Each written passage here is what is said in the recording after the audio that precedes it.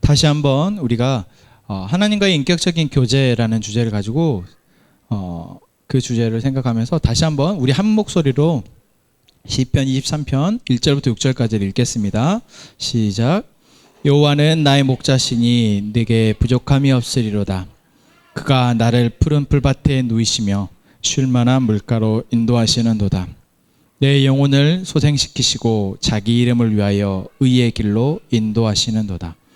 내가 사망의 음침한 골짜기로 다닐지라도 해를 두려워하지 않을 것은 주께서 나와 함께 하심이라. 주의 지팡이와 막대기가 나를 안위하시나이다. 주께서 내 원수의 목전에서 내게 상을 차려주시고 기름을 내 머리에 부으셨으니 내 잔이 넘치나이다. 내 평생의 선하심과 인자심이 반드시 나를 따르리니 내가 여호와의 집에 영원히 살리로다. 아멘. 네, 저희가 마지막 주 지난주에 사랑이 무엇인가라는 제목으로 말씀을 나누었습니다. 우리가 세상을 살면서 잘못 보고 잘못 인식하는 것 대표적인 것이 사실 사랑이지 않은가. 그래서 내가 누군가를 사랑할 때도 또 누군가 나를 사랑할 때도 우리가 그것을 잘못 오해하고 잘못 생각해서 서로에게 유익이 되는 사랑을 주고받는 것이 아니라 서로를 해치거나 또는 자기 자신을 해치는 사랑을 하게 되는 우리의 모습을 우리가 보게 되고, 그렇다면 우리에게 행복을 줄 수 있는 그런 사랑이 무엇인가라는 생각을 지난주에 해보았습니다. 하나님께서는 처음부터 우리를 사랑하며 사는 존재로 만드셨고, 그렇게 사랑하며 사는 존재로 만드셨기 때문에 반드시 우리는 건강한 사랑, 서로에게 유익이 되는 사랑, 함께 행복할 수 있는 사랑을 할 수 있다라는 것이죠. 그리고 그 사랑은 우리가 사람에게서 배울 수도 있지만 그 건강한 사랑을 배우지 못하게 될 때가 참 많고, 그래서 우리가 하나님을 통해서 그 사랑을 배워야겠다라는 말씀을 나눴던 것 같습니다.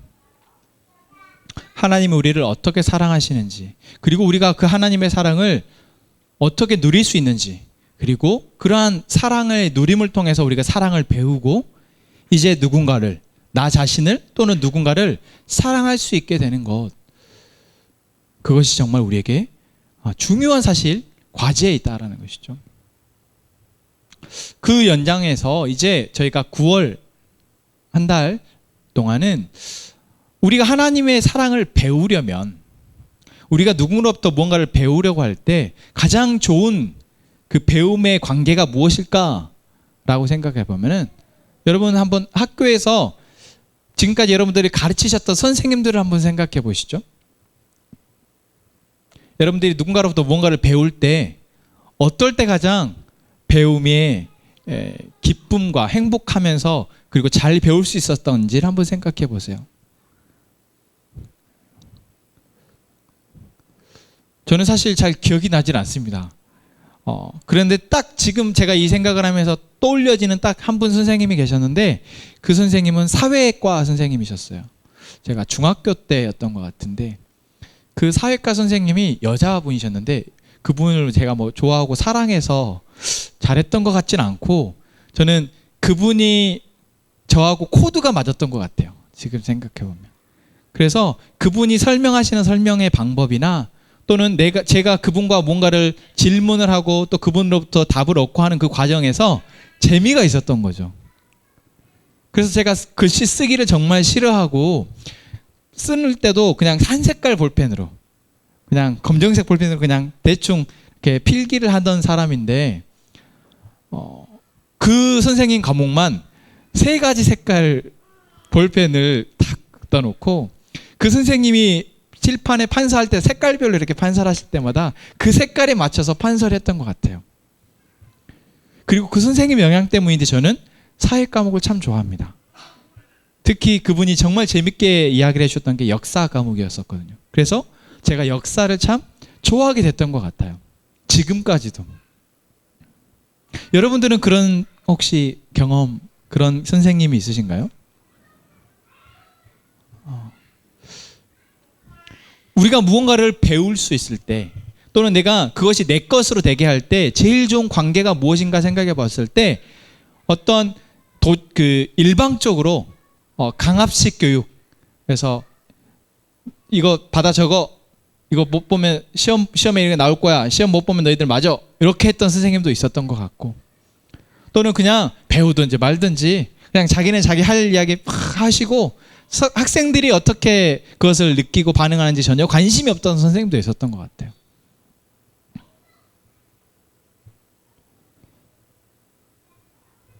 우리가 뭔가 어떤 학문을 배울 때도 그 방법이 참 중요하고, 어떤 좋은 방법으로 우리가 서로 배우고 주고받을 때 그것이 좋은 결과를 맺는 것처럼, 사실 사랑을 배운다라는 것, 또는 우리가 그 사랑을 통해서 건강하게 성장하게 되어져서 또 누군가를 사랑할 수 있게 되어진다라는 것은 그 배움의 방법이 참 중요하지 않겠냐라는 것이죠. 하나님이 우리를 만드셨을 때, 자, 너희는 서로 아담과 하와를 만드시고 서로 사랑하게 만드시고, 그 사랑을 통해서 계속해서 사랑이 이어지도록 계획하셨을 텐데, 그 사랑이 아담과 하와의 이 범죄함으로 말미암아 깨어져 버렸고, 그렇게 깨어지자 서로를 탓하게 되어지고, 그들은 결국 하나님이 만드신 에덴 동산에서 쫓겨나게 되었죠. 그 이후로 수많은 사람들이 태어나고 또한 관계를 맺으며 살아갔고 지금에까지 이르렀습니다. 그 과정 가운데 하나님은 어떻게 해서든 하나님의 본래의 사랑의 그 능력을 서로가 주고받으면서 행복하게 살 수 있도록을 계속해서 하나님은 노력하셨던 것 같습니다. 그 역사 가운데에서 그 하나님의 그 정말 지난한 노력, 그 노력의 영향으로 누군가는 그 하나님의 사랑을 충만히 느껴서 자기와 자기 주변에 있는 사람들과 함께 행복한 삶을 살아냈던 사람들이 있고, 그들의 기록이 성경에 또한 기록되어져 있습니다. 앞으로 우리 하멘 가족들은 그 성경의 기록들을 통해서 어떻게 하면 우리가 사랑하며 살 수 있을지에 대한 이야기를 한번 나눠보려 합니다. 그리고 그 사랑하며 사는 데 있어서 우리가 사랑을 배움에 있어서 제일 중요한 관계가 바로 누구와의 관계이겠습니까? 하나님과의 관계입니다. 내가 부모님을 사랑하고 부모님으로부터 사랑을 배우는 관계가 정말 중요하지만 그게 왜곡되고 잘못된 경우들이 참 있더라고요. 또한 내가 사랑하는 아내, 또는 사랑하는 남자친구, 여자친구, 또는 사랑하는 친구와의 관계 속에서 사랑을 배우려 해도 우리는 잘못 배우게 되는 경우들이 참 많습니다. 그래서 사랑과의 관계는 그냥 이런 거야, 아니 사랑은 이런 거야 라고 단정해버리고 이제 내 인생에 사랑은 없어, 나는 누구도 믿을 수 없어 라고 생각해버린 사람 또한 있는 것 같습니다. 사실 내가 누군가를 사랑할 수 없게 된다는 것, 또는 누구도 나를 사랑하지 않는다라는 것을 내가 그렇게 결론 내어버린 사람의 삶이 어떨까요? 끔찍하지 않겠습니까? 우리는 그렇게 되지 않기 위해서 유한하고 한계가 있고 변할 수밖에 없는 사람이 아니라 하나님과의 관계를 통해서 사랑을 배워나가는, 그래서 건강하게 자라는 저희가 되기를 원합니다. 그래서 이 관계를 저희는 하나님이 성경에서 우리에게 인격적인 관계라고 이야기를 합니다. 물론 성경에 인격적인이라는 단어가 나온 곳은 없지만 성경 속에서 하나님과의 정말 원활한, 정말 친밀한 사랑의 모습을 보이면서 살아가는 그런 사람들의 모습을 우리가 이제 지금의 단어로 표현할 때 이건 인격적이다, 또는 좀 더 친밀하다라고 표현을 하죠. 그리고 그 대표적인 사람이 바로 다윗입니다. 그리고 또 다윗의 시 가운데 정말 하나님과의 인격적이고 친밀한 사랑의 관계를 드러내주는 시가 또한 대표적인 시가 시편 23편인 것 같습니다. 그래서 여러분 오늘 우리는 이 시편 23편 교회 좀 다녀보면은 그래도 익숙하고 많이 들었고 또 설교로도 많이 듣게 되는 이 23편의 말씀을 통해서 하나님과의 인격적인 관계, 사랑의 관계를 한번 생각해 보려 합니다. 여러분, 내가 누군가와 인격적인 또는 사랑의 관계 또는 친밀한 관계를 맺었다라고 했을 때 그것은 무엇으로 알 수 있을까요? 여러분이 여러분의 부모님을 생각할 때 저분과 내가 지금 인격적인 관계야 또는 저분과 나는 변하지 않는 사랑의 관계야 라고 생각할 수 있을 만한 어떤 요소가 무엇이 있을까요? 사실 자녀들은 그냥 자라면서 자연스럽게 엄마가 나를 사랑해 라고 생각합니다. 아빠가 나를 사랑해 라고 생각하죠. 또는 누군가와 사랑하는 관계가 되어졌을 때 남녀간이든 친구간이든 또는 동성간이든 내가 누군가를 정말 신뢰하고 그 사람을 사랑하는 관계가 되어졌을 때 여러분 우리는 그것을 무엇을 통해 할 수 있을까?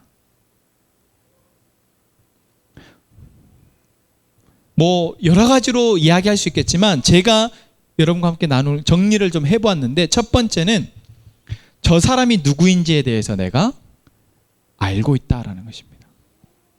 우리는 그냥 막연하게 사실 관계를 맺는 것 같지만 친구 간에도 여러 반에 있는 여러 친구들 중에 내가 저 사람과 정말 친밀하다고 느낄 때 내가 저 사람에 대해서 설정하는 하나의 정체성이 있다라는 것이죠. 저 사람은 누구야? 라고 생각하는 거야.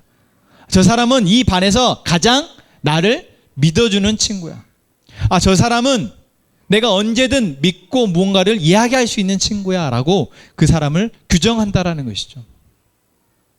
우리는 그냥 막연하게 저 사람 나 친한 친구야 라고 생각하기도 하지만 사실 곰곰이 생각해보면 내가 왜 저 사람을 친하다고 생각하는지 내가 왜 저 사람을 믿을 수 있다고 생각하는지를 생각해보면 그 이유가 있다라는 것입니다.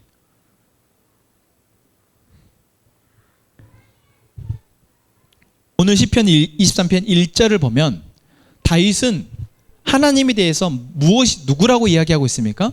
여호와는 나의 목자시니 라고 말하고 있습니다. 다윗에게 하나님은 목자인 거예요. 물론 다른 시편들에 여러 가지 하나님에 대한 표현이 있지만 다윗이 목자라고 표현하는 이유 또는 하나님이 자신에 대해서 그렇잖아요. 예수님께서도 요한복음 10장에서도 나는 양의 문이다. 그리고 나는 선한 목자다 라고 말씀하시죠. 그러니까 하나님도 본인이 그렇게 여겨지고 싶으신 거예요. 누구로부터? 내가 사랑하여서 사랑을 주고 있는 그 존재들로부터 자신이 목자처럼 여겨지고 싶으셨던 거죠.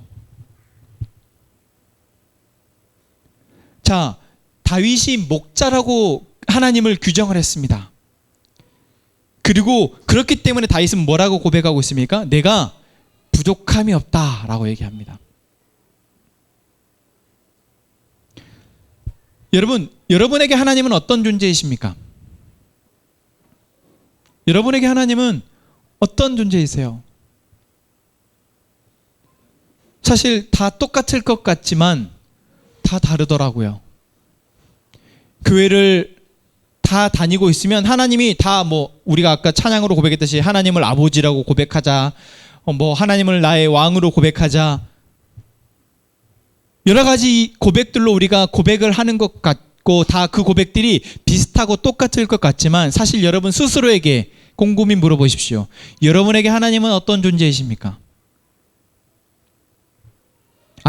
작년에 한 달 전에 말고 지금 지난 일주일의 삶을 살면서 여러분에게 하나님은 어떤 존재로 규정되어져 있냐라는 것이죠.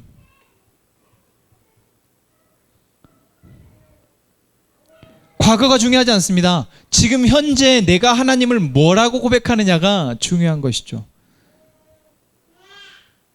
그리고 그 고백에는 무엇이 담겨 있습니까? 내가 그 사람은 지금 정말 신뢰하고 믿고 따르고 또는 사랑하고 있는지가 담겨 있어요.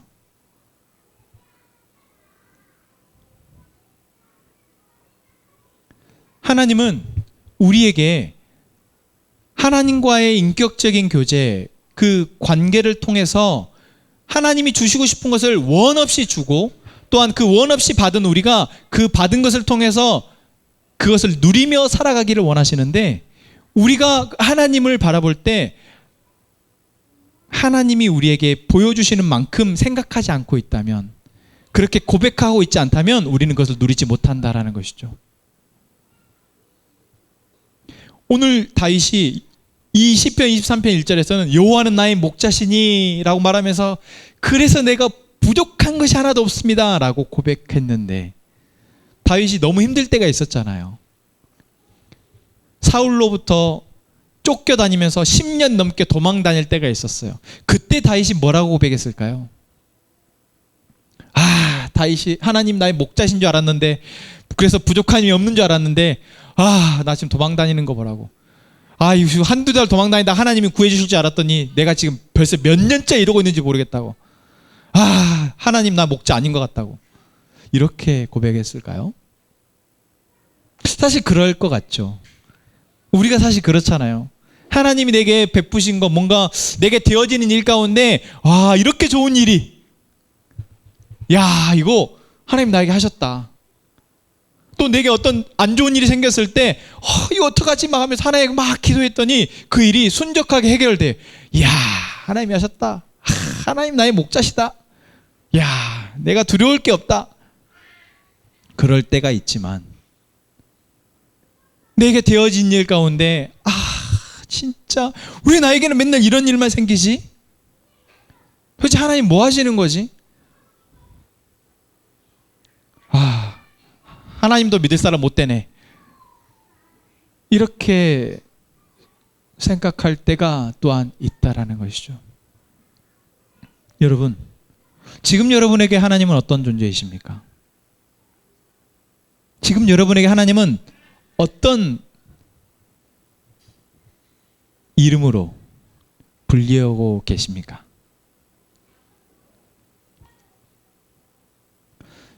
여러분, 저희가 지난번까지 계속해서 이스라엘 백성들의 역사를 봤습니다. 이스라엘 백성들이 결국 무엇을 못했냐면 하나님을 하나님으로 부르지 못했던 거예요. 출애굽 때, 그리고 정착했을 때, 그리고 왕권이 세워졌을 때 그 많은 시간 동안 그들이 변하지 않기를, 하나님은 딱 한 가지를 변하지 않기를 원하셨거든요. 뭐냐면 하나님을 하나님으로 불러주는 것을. 하나님을 자기의 구원자로, 하나님을 자기의 왕으로 계속해서 불러주기를 원했는데, 이스라엘 백성들은 왕으로 불렀다가 금세 하나님을 왕은 한 명뿐이잖아요. 왕이 여러 명입니까? 아니요. 왕은 한 명뿐인데 하나님을 왕에서 끌어내려가지고 좋은 일 해주는 여러 역할 중에 한 존재로 끌어내려버린 거예요. 그러니 하나님은 딱 그 정도만 그들에게 하신 겁니다. 하나님을 왕으로 인정했을 때는 왕처럼 그들을 다 다스려 주시고 그들을 보호해 주시고 인도해 주시는 것이 하나님의 모습이셨는데, 그들이 하나님을 왕이 아니라 여러 신들 중에 하나로 끌어내려 버리시니, 그럼 그래 그 정도만 해주시는 거죠. 그러다가 완전히 그들이 이제 바알과 아세라에 빠져가지고 세상 것들에 빠져가지고 하나님을 완전히 잊어버리자, 그래 그럼 나 아무것도 안 할란다.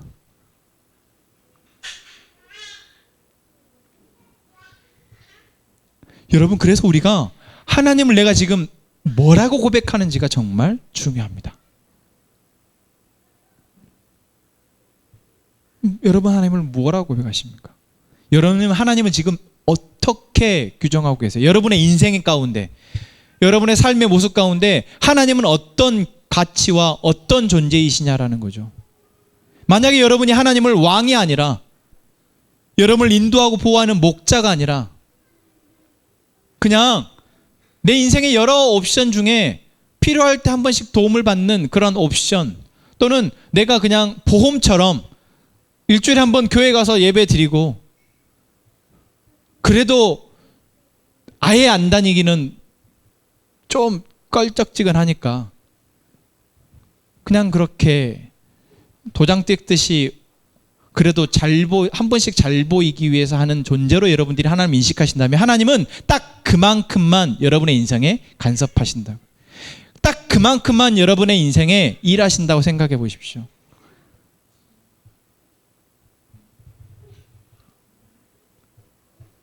그래서 여러분 내가 지금 하나님을 뭐라고 부르는지가 정말 중요합니다. 다윗이 하나님을 나의 목자라고 불렀습니다. 그랬기에 뭐라고 고백합니까? 내가 부족한 것이 없습니다 라고 고백합니다. 다시 말하면 다윗의 인생에 부족한 게 없었겠습니까? 다윗의 인생에 어려움이 없었겠어요? 다윗의 인생에 고민이 없었겠습니까? 아니죠. 고민이 있고 어려움이 있고 또는 내가 뭔가를 하기 위해서 노력해야 되는 상황과 시간들이 왔을 때 다윗은 하나님을 나의 목자로 여겼다라는 것이죠. 마치 양이 울타리에 있을 때는 목자가 보호해 줍니다. 그리고 자기가 물을 마시고 싶고 배가 고플 때는 뭐 합니까? 가만히 있으면 목자가 와서 문을 열어요. 그리고 목자가 자 가자라고 하면은 뭐 하면 됩니까? 졸졸졸졸 뒤를 따라가면 됩니다. 왜요? 내 목자가 나를 어디로 인도할지를 신뢰하기 때문이죠. 여러분, 우리가 삶의 순간순간마다 힘든 일이 있고 어려운 일이 있고 또는 고민되는 일이 있고 또는 뭔가 무엇이 더 좋은 길인지를 헷갈려 할 때 우리가 하나님을 나의 목자라고 또는 온 세상의 주관자이신 왕으로 고백한다면 우리는 어떠한 사람일까요? 어떠한 사람일까요?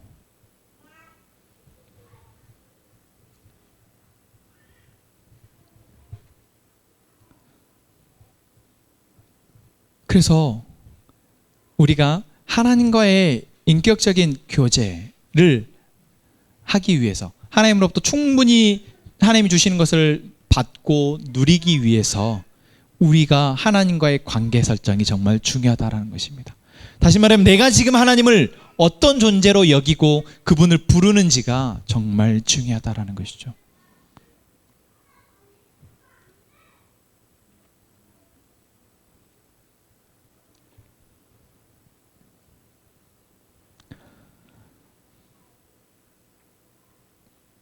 다윗은 목자로 불리며 부족함이 없다 고백하면서 구체적으로 2절부터 보면 이제 하나님이 자기에게 어떤 존재인지 하나님이 나에게 베푸시는 그 사랑이 무엇인지를 알고 있었습니다. 2절 말씀 뭐라고 얘기하고 있습니까? 그가 나를 푸른 풀밭에 누이시며 쉴 만한 물가로 인도하신다. 그가 나를 푸른 풀밭에 누인대요. 푸른 풀밭이 어디입니까? 양에게 딱 안성맞춤인 삶의 터전입니다. 푸른 풀밭만 있으면 양은 걱정할 게 없어요. 또 뭐만 있으면요? 물가만 있으면. 그래서 양에게 뭐만 필요합니까? 물하고 풀만 있으면 돼요. 아, 양은 단순하니까 좋겠다. 풀하고 물만 있으면. 양이니까. 하지만 우리에게 푸른 풀밭과 쉴 만한 물가를 하나님이 안 주시겠냐고요. 우리에게 푸른 풀밭이 무엇인지 사실 우리도 잘 몰라요.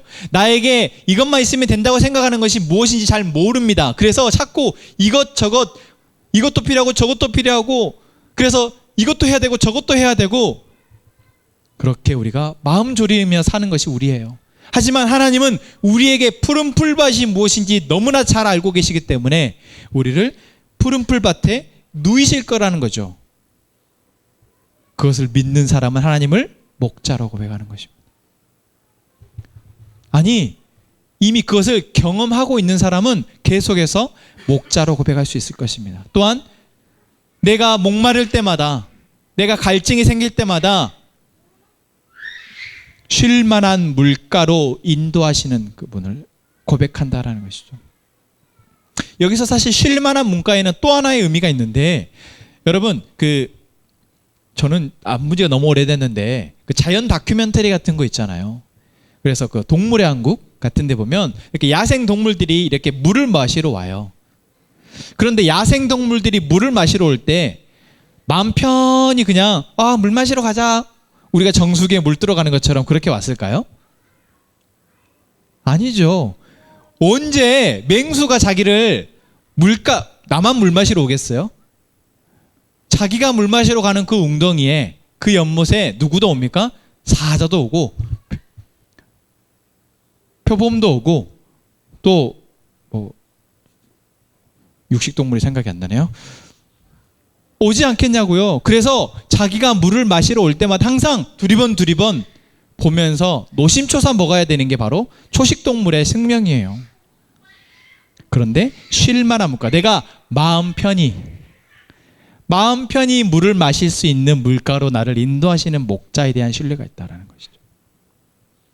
여러분, 삶을 살면서 뭔가 잘 되고 있는 것 같지만 계속 불안하잖아요. 내가 뭐가 일도 하고 있고, 내가 공부도 하고 있고, 내가 지금 뭔가를 위해서 노력하고 있는데 사실 불안해하며, 내가 뭔가를 먹고 있지만 불안해하고, 뭔가 잘 될 것 같은데도 불안해하며 사는 것이 우리의 모습인데, 하나님을 목자로 인정하는 사람은, 내가 하나님을 목자로 인정하면 하나님은 목자 되신 하나님께서 우리를 뭐 하신다고요? 목자와 같이 우리를 쉴 만한 물가로, 내가 마음 편히 내가 하고자 하는 바, 내가 고민하는 바를 해나갈 수 있도록 우리를 도우신다라는 것입니다.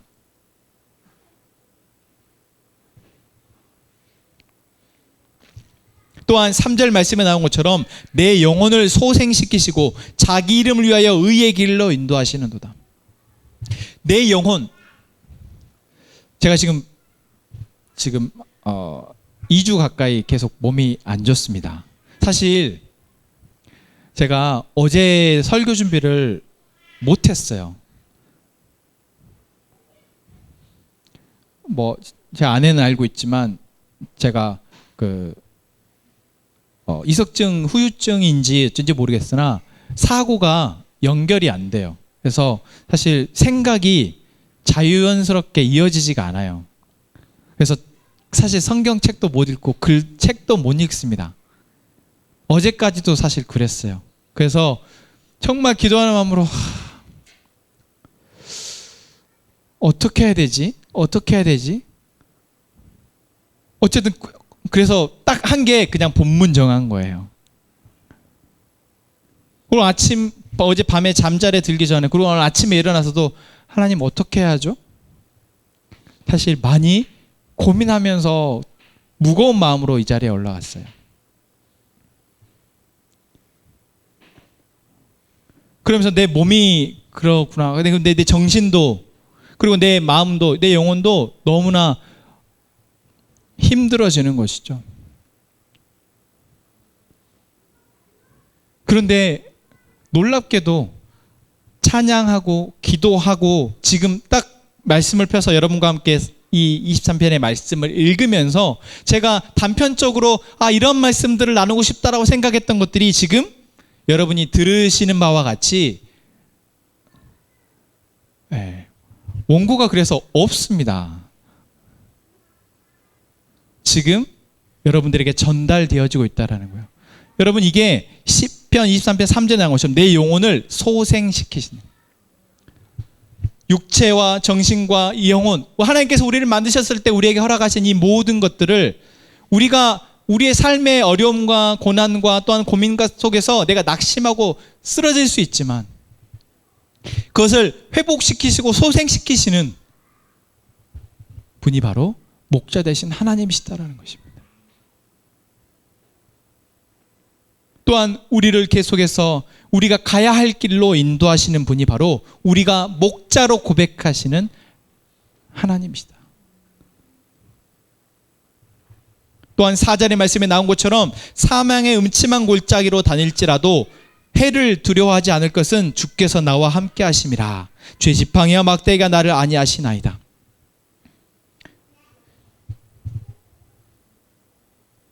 내게 은혜를 베푸시는 하나님의 은혜 가운데 정말 큰 은혜가 바로 우리를 호심탐탐 노리는 사단의 괴계로부터 우리를 보호하시는 것입니다.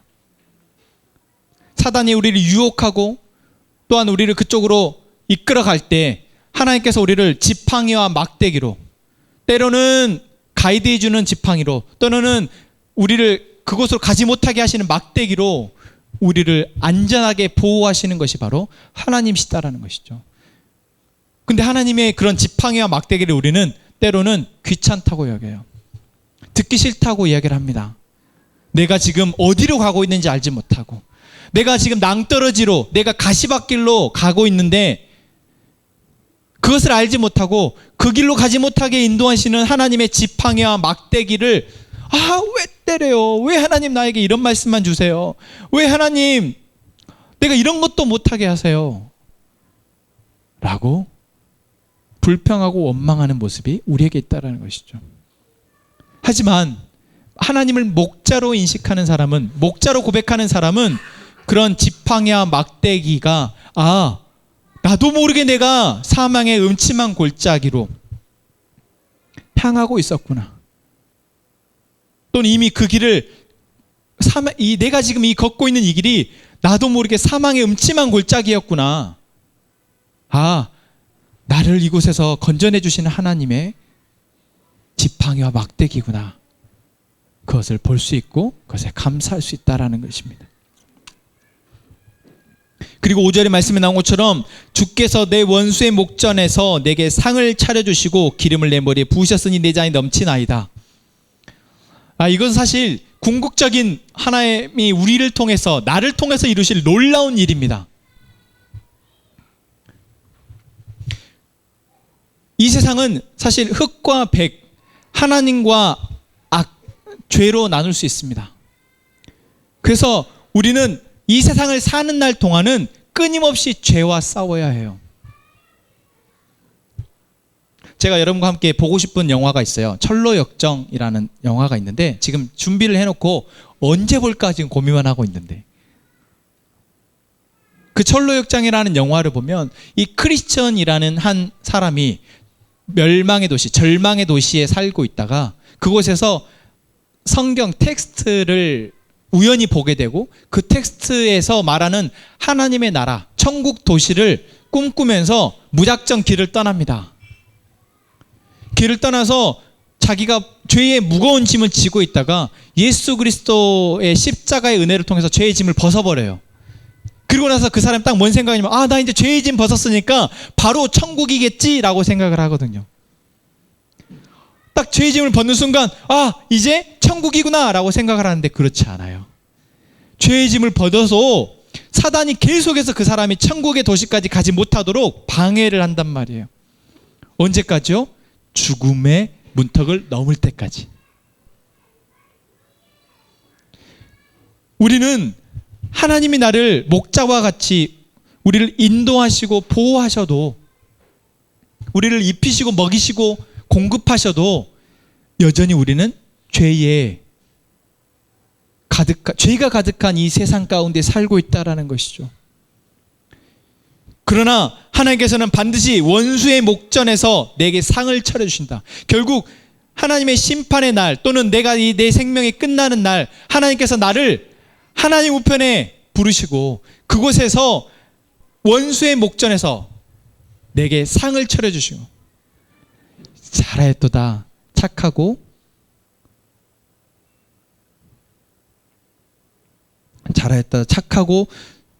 충성된 종아라고 말씀하시면서 내게 잔치상을 베풀어 주시는 것. 그리고 내 머리에 기름을 부으시는 것. 이제 나와 함께 영원히 이 하나님의 나라를 함께 다스리자라고 말씀하시는 것이죠. 여러분, 이게 바로 다윗이 하나님을 목자로 인식했을 때, 그렇게 고백했을 때 누리게 되는 은혜입니다. 일상을 살면서는 하나님의 인도와 보호, 그리고 여전히 쉽지 않은 삶을 살아가는 것 가운데 하나님이 내게 베푸실 것, 내게 승리하게 하실 것을 소망하면서 살아가게 하시는 것. 하나님을 목자로 고백하는 사람, 하나님과의 관계가 목자와 양과 같이 그런 관계일 때 누리게 되는 축복이다라는 것이죠. 그래서 6절의 말씀을 고백하는 겁니다. 내 평생의 선하심과 인자하심이 반드시 나를 따르리니. 내 평생의 선하심과 하나님의 선하심과 그 하나님의 인자하심이 나와 함께 했을 것입니다. 그러니 제가 어찌 여호와의 집에 거하는 것을 마다하겠습니까? 내가 하나님의 울타리에 하나님의 그 보호 아래에 있는 것을 마다하겠습니까? 내가 여호와의 집에 영원히 살기를 원합니다 라고 고백하게 되는 것이죠. 여러분과 하나님의 관계는 어떤 관계이십니까? 여러분 하나님을 뭐라고 고백하십니까? 여러분이 다윗과 같은 은혜를 여러분들은 여러분의 삶에서 누리고 계십니까? 여러분 만약 그렇지 않다면, 아직 이것만큼의 은혜가 내게서 보여지지 않고 누리고 있지 못하다면, 여러분 제일 중요한 것은 내가 지금 하나님을 어떤 존재로 여기고 있느냐입니다.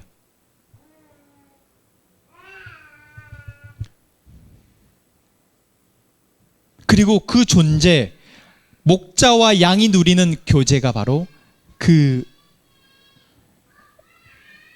하나님이 우리에게 주시고 싶어하는 그 사랑의 관계, 사랑의 교제, 친밀한 관계, 친밀한 교제이다라는 것이죠.